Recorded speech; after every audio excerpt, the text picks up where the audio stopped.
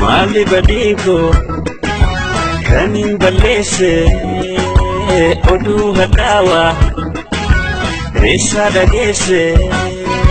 sumi jalala nutti bachase amata tufe gargar nubase kanafimbo emi mallo nase kanafimbo emi mallo nase kanafimbo emi mallo nase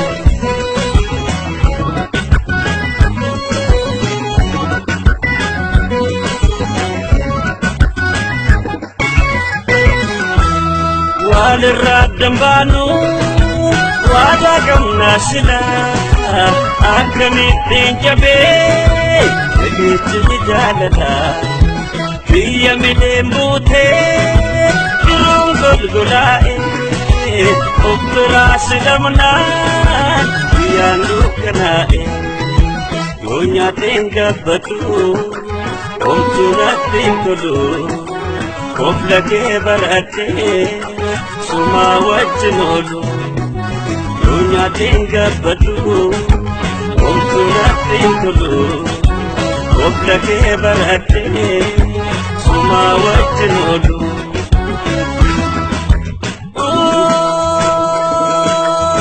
marwaya marwaya marwaya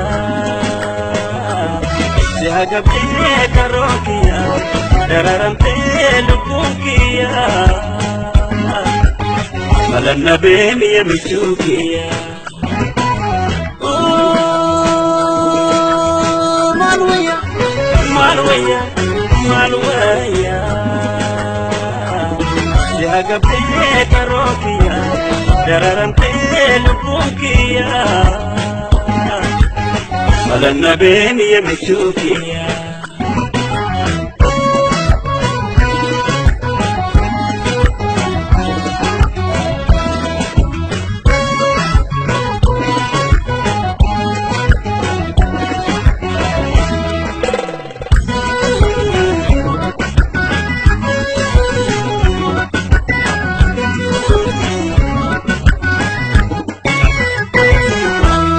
Mali badiko kanin balese odu hadawa resa dagese sumi jalala nutti bachase amata tufe gargar nubase kanafimbo emi mallo nase kanafimbo emi mallo nase kanafimbo emi mallo nase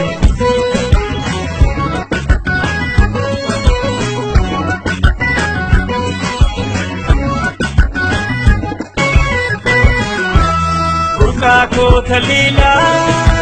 sitte boresani sinako miawa de atesani ates dogokorte narati pagate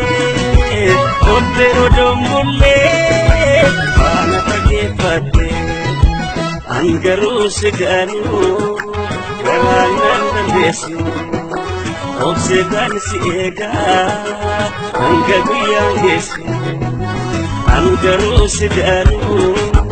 garananda mesu Obsedan siega anga biyangesu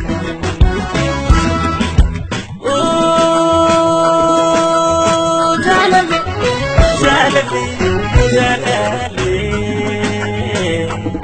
agam garaja batulle agam nara pagatulle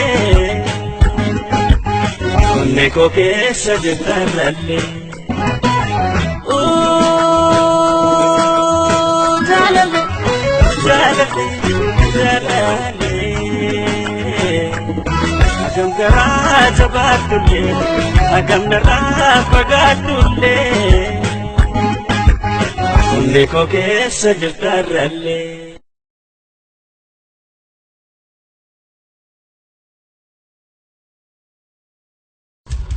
Aya Studio.